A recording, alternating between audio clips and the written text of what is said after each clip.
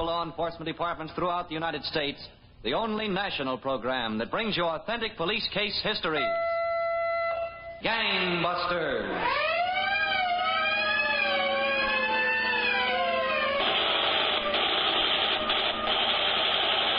Tonight, the case of the costume killer, who was an old hand at his trade and a hard master to his apprentices, until he learned the first lesson of society at the hands of skillful detectives. And now to Gangbusters and facts that show the operation of our law enforcement officials in their war against the underworld. Gangbusters has asked Chief J.A. Pitcock, who recently retired as Chief of Police, Little Rock, Arkansas, after 31 years of service, to narrate by proxy tonight's case. The inside facts in the case of the costume killer. Chief Pitcock, from what you've told me, I know tonight's case is so fantastic, the facts about this criminal are hard to believe. Yes, Don Gardner, but I've got his signed confession to murder right here in my hand. Well, when did you first hear of this man, Chief Pitcock? Well, Don, our reports start not too many months ago in the city of Paragould, Arkansas. A tall, slim man about 40 had been sitting in the front parlor of his rooming house. He'd heard a knock at the door, and he was on his way to answer it. All right. Hello, Mr. Osprey. Well, come in, Joey. Don't stand there like a tired old field horse. Yes, sir. Look, Mr. Osprey, don't be sorry at me because Don't tell me here. Come on in the parlor. Yeah. Kids, spend your days and nights trying to pound a little something in their pumpkin heads so maybe they'll amount to something. Get in there. Yes, sir. Well, what were you going to tell me, boy? Get it out of you. Think you wasn't born with a tongue. I tried, Mr. Osprey. Honest, I tried. Sit down. Yes, sir. Now, you got to listen to me, boy. For years I've been showing kids how to do this. Kids, they all think they're smarter than you. Oh, I don't think I'm smarter than you, honest. Well, if you listened close to me and done exactly like I told you, you wouldn't have had no experience like that. I tried, Mr. Osprey. You didn't do it like I told you. You didn't do a thing I told you. Well, I was awfully scared. That cop came pretty close, awful close. Well, after you'd listened to me and after you'd opened the window like I showed you how to open it, you'd have been in there and out with a stack full of stuff before that cop even got close. Yes, sir, I guess I would, but... But nothing. I got boys all over this city and lots of other cities.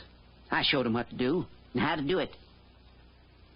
Now, me and you are going back to that store tonight, and me and you are going to come home with a gunny sack full of stuff. Yes, sir. And then after we get that, I'm going to show you a few other things. How to disguise yourself up good so nobody can pick you out. How to pick a lock with just a hairpin.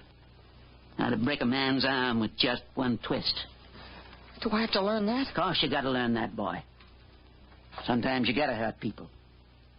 Sometimes after you don't hurt people, you get hurt yourself. And hurt bad. Did you ever hurt anyone? Only because I had to. Bad? Bad enough. I killed him. Killed him? Only two. Oh. That's what I did my time for. And if I'd killed the third one, I wouldn't done no time at all. But I got soft-hearted. Serves me right. Now, never you get soft-hearted, boy. Oh, no, sir. Now, you listen to me. And I'll tell you how we're going to get in that store tonight.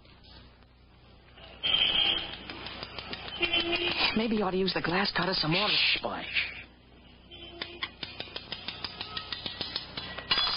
You got it. Sure, I got it. Okay, Joey, I'll give you a boost up. You unlock the window. Yeah. Now, grab a hold. Okay. Now, up you go. Okay, now. Reach in, unlock the window. Yes, sir. Wait a minute. A little higher. Yeah. Okay, I got it. Good boy. Now, come on down. If you hadn't did it like this last night, we wouldn't have had all this bother tonight. You got your gunny sack? Yes, sir. Okay. I'm going to boost you in. You know what to take. And when you get it, you meet me back the room. Ain't you coming in with me? There ain't but one way to learn, boy, and that's do it yourself. But, Mr. Osprey... Don't stand there arguing with me. Now, come here. I'll boost you. It ain't fair. Now, up you go. Okay, that's enough. Now, jump down. Yep. Everything all right? Yeah, I think so. Good boy. I'll see you back the room.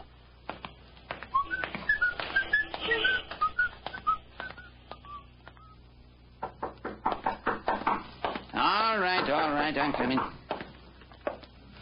Joy? Yeah, it's me. Just a second. Come in, boy. Yes, sir. Well, good work, boy. You did find it. Where's the gunny sack? I got it, Mr. Osprey. I left it in the shed. Well, I told you to bring it so I could give you what you got coming. I was gonna, but what, boy? Speak up. there was a cop waiting in front of my house. A cop? It's a good thing I saw him, Mr. Osprey. An awful good thing. You snitch. You... Please, Mr. Osprey, let me go. I didn't have anything to do with it. What's he doing there, then? I don't know. Huh? Let me go. All right, boy. If this cop's waiting for you, that ain't good. What do we do? Well, I'll tell you, boy. You go on home and get to bed. But the cop will That get don't me. matter none, boy. You got no record. You get off easy. But I don't want to go to jail. I don't want I'll to. just give you a talking to. With me, it's a sight different. I'm on parole. They send me back to prison for life. You wouldn't want that to happen to your old friend Slim Osprey, would you? Oh, no, sir, I wouldn't. Well, now you see why I got to leave town. Anyway, I got some of my other boys to look in on. I'll be in touch with you, boy. You'll hear from me. You're a good boy. So, Don, Slim Osprey, a paroled murderer and tutor in crime, fled to his native town of Hattiesburg, Mississippi, where he sought refuge at the home of his sister Etta. But Slim Osprey's sojourn in Hattiesburg didn't prove as pleasant as he had hoped. Slim! Yeah, what's ailing you now? I asked you to weed the garden. Instead, you sit there all day like you were the landlord waiting for his rent. If you want the garden, weed it yourself. I ain't budging, Etta. I ain't budging an inch. Honest, Slim, it just ain't right. If I feel like it, Etta, I'll sit here all week. I don't know how many times I have to tell you, Slim. You ought to be out working like other men. Now, looky here, Etta. If there was work I felt like doing, I'd be out doing it. There ain't no kind of work around this town I feel like doing. Can't you get that through your head? If you don't work, you're blown back in the penitentiary. Now, look here, Etta. I said the penitentiary. Don't you talk to me like that, Etta. The whole town's talking about you. They all know what you are. I got to bear the shame. Who cares? I could see that you're sent back to jail. Shut up, you Oh, old hen. don't. Why should I dirty my hands on you? Fine home you give your own brother, always nagging. Don't know when to stop. I guess it was a mistake taking you in. More of a mistake not coming back. I guess you better leave, Slim. I reckon the best. I want you to be packed when I get home. Yeah. What time you coming back? I won't be back till late tonight. Hey, What? who's going to fix my supper? Nobody. You're not eating here again. Hey, Etta! You old hen. You ain't sending me back no penitentiary. You ain't even going to think about sending me back. That, Don, was the moment Slim Osprey made up his mind to murder his sister Etta.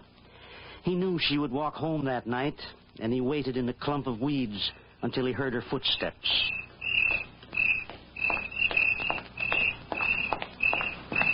Etta?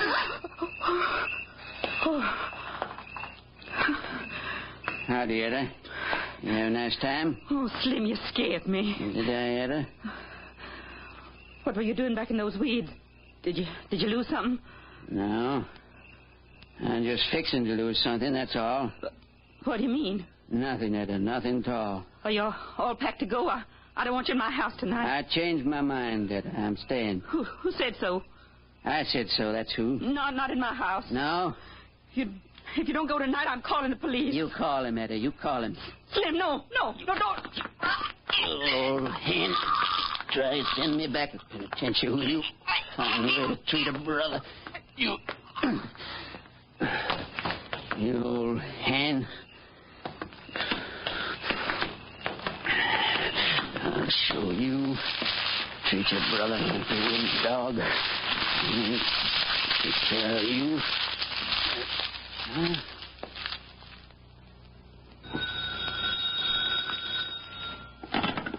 Deputy Sheriff Clarkson. Deputy Clarkson, this is Slim Osprey. Yes, Slim. It's my sister, Etta, Deputy Clarkson. She left the house yesterday to go visiting. She didn't come home all night. Where'd she go, Slim? Well, I don't rightly know, Deputy Clarkson, but you know, Etta, that ain't like her. Something must have happened to her now. Would you help me find her? All right, Slim, I'll be right over. So, Don, the murderer, Slim Usry, reported to the authorities that his sister Etta was missing, although it was Usry himself who killed her. But in carrying out his plan to fool the police, Usry ran into unexpected difficulties. Okay, let's break right here. More from Gangbusters right after these messages on 670 WMAQ. George Burns and Gracie Allen. Boston Blackie. Edgar Bergen. John and Blanche Bickerson.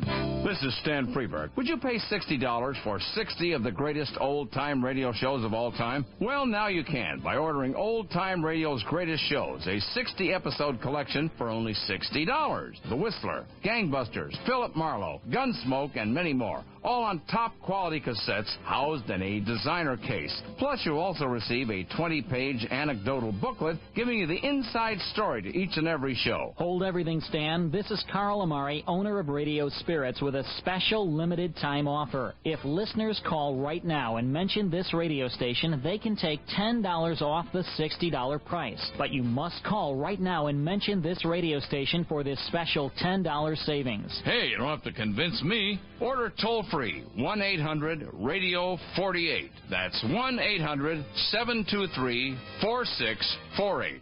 It's time for Internet Jeopardy! I'll take Internet Service Provider for $100. They're the fastest-growing Internet access company in Chicagoland. Who is TechPort? You're correct. You control the board. I'll take Technical Support for $500. The company with free 24-hour support. Who is TechPort? Right again. Still your turn. Give me Internet Best Buys for $1,000, Bob. Now listen closely. They're the company which offers unlimited Internet access, a free homepage for new subscribers, email, and free setup for only one low fee of $19.95 per month. Plus, the first 30 days are free. Who is TechPort? Right again. Now, if you answer this next question correctly, you'll double your money and walk away the new Internet Jeopardy champion. How can people sign up with TechPort Complete Internet Access? That's easy, Bob. They call 1-800-830-4880 or log on to www.techinter.com. Congratulations, you're our new Internet Jeopardy champion. And remember, TechPort is your best source for complete Internet access. Phone 800-830-4880.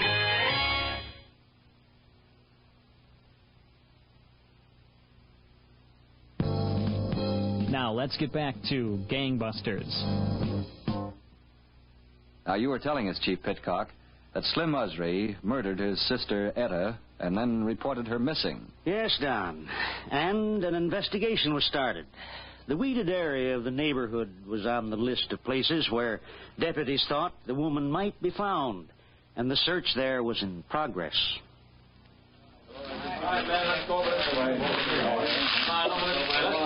Deputy Clarkson?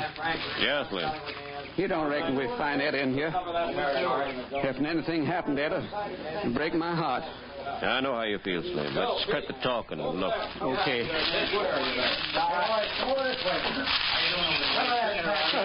Etta. That is, Slim. Hey, boy. Etta. Hold it, man. Hold it. What's the matter? What's the matter? Did you find something, Slim? Good Lord. Etta. Come away from us, Slim. Come away. I won't sleep a wink till I get the man who did this. I won't sleep a wink. Come in. Hello, Deputy Clarkson.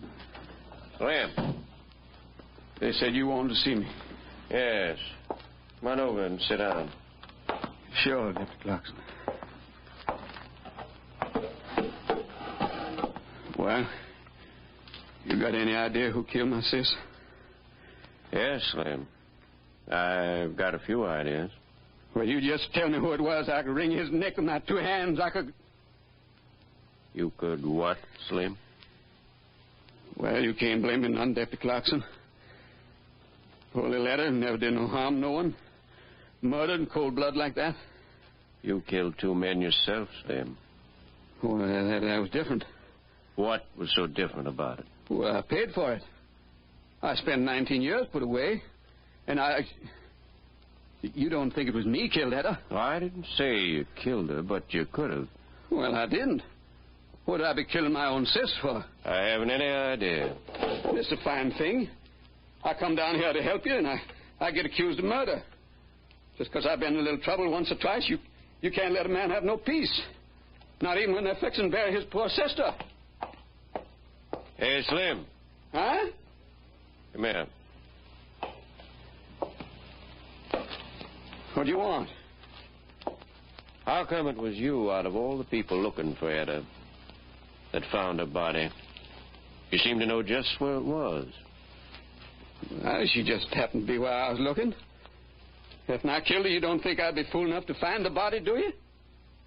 Slim, I don't know what to think. Well, Don, a few months went by and no new evidence turned up. Then one day Slim Usry left town and went to Little Rock, Arkansas. Shortly after he arrived, Usry walked into a costumer's shop on Commerce Street and asked to look at a wig and mustache outfit he saw in the window. Yes, sir. Finest wig and mustache in Little Rock. There you are. Yeah, not bad. I've seen better. I take it you're going to a party? Oh, I figured on a couple of parties. You got a looking glass here? If they look good on, maybe I'll take 'em. Right in back here, sir? Oh, yeah. The mustache sticks right on. I can see how it works. Very good indeed. Nobody'd recognize you, not with that on. How much? Well, now, let's see. That'd be, $11.80 with the tax. Okay. Shall I wrap 'em up for you? Sure, wrap 'em. You don't think I'm going to wear 'em now, do you?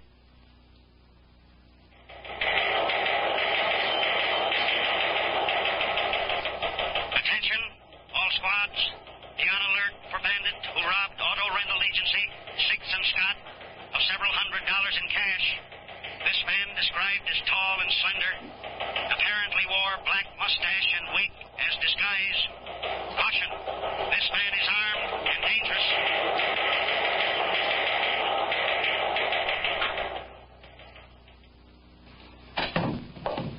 Oh, come on in, Sergeant. What a morning, Captain. I had that witness look at every picture in the file. No luck. Not with that wig and mustache disguise. Good disguise. You know, I can't remember anyone using a disguise like that on a holdup in years. This must be an old-timer. Well, the victim thought he was about 40, Captain. It doesn't make him too much of an old-timer. I wonder if he bought that wig and mustache in one of the shops here in Little Rock. Maybe. But they can't tell whether that stuff came from their shop until they see it. And it looks like we'll have to get our man before they can see it.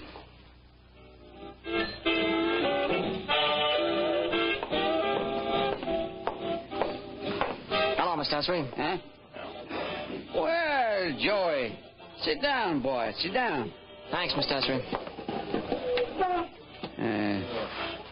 Call me Slim, Joey. People around here know me as Slim. Okay, Slim. By gravy, you growed. How about a beer, Joey? Oh, no, thanks. Later, maybe. Well, I came as soon as I got your letter. Yeah. Well, I wrote to you, boy, because I like you. And I want to do something for you.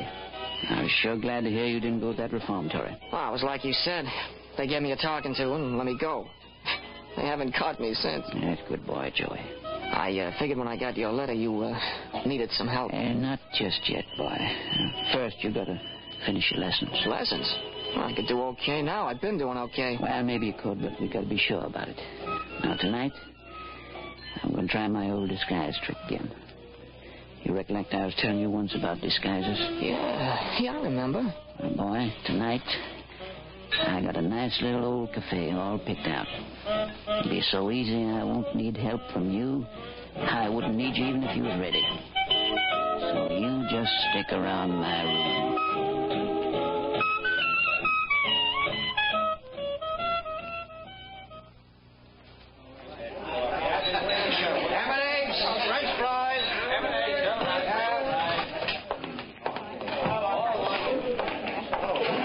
Sir, what'll you have? This, stick up. What? Reach. What's the matter? Everybody quiet. Wait a minute. Wait for nothing. I'm in a hurry. Where's the dough? I'll get it. Hey, it was an accident. I don't like accidents. Now, don't anybody move till I'm gone. Anybody follow, get the same. Get him.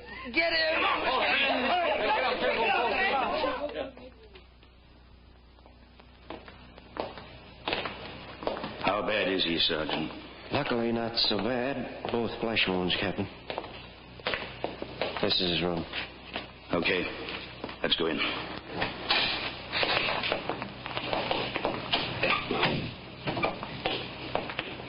Hello, Mr. Walters. How do you feel now? Oh, not bad, considering. I'm Captain Crossman. Oh, hello. Mr. Walters, do you think you could recognize the man who held up your cafe and shot you? I don't know. Maybe I could. I ought to know that mustache anyway. Mm-hmm. Is this the mustache? Yeah, that's it. I'd swear that's it. It was found in an alley near your cafe. The holdup man was seen running up that alley. That's it, all right. Thanks, Mr. Walters. We know where it was bought. Now all we've got to do is find the man who bought it. I tell you, Joey, just like I tell all my boys, if you miss doing something one way, no matter how many times it worked, it ain't good no more. That seems crazy to me.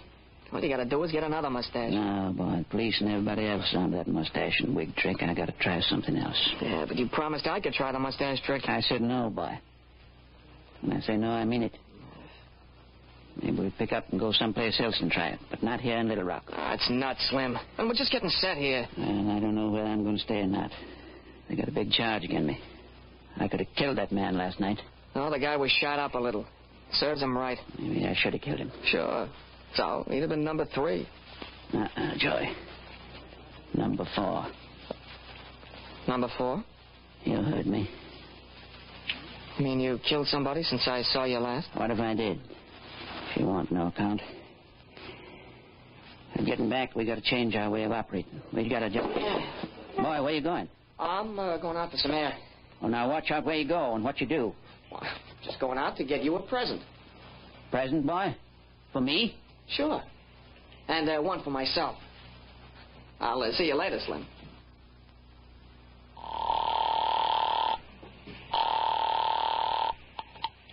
Captain Crossman. This is Sergeant Woods. We've got men planted at that costume store. Nothing doing yet, Captain. Well, keep them there. And at the other stores, too. Okay, Captain, but it's pretty much of a shot in the dark. This fellow'd be a chump to come back for another mustache. Maybe. But if he does come back, I want a welcoming party for him.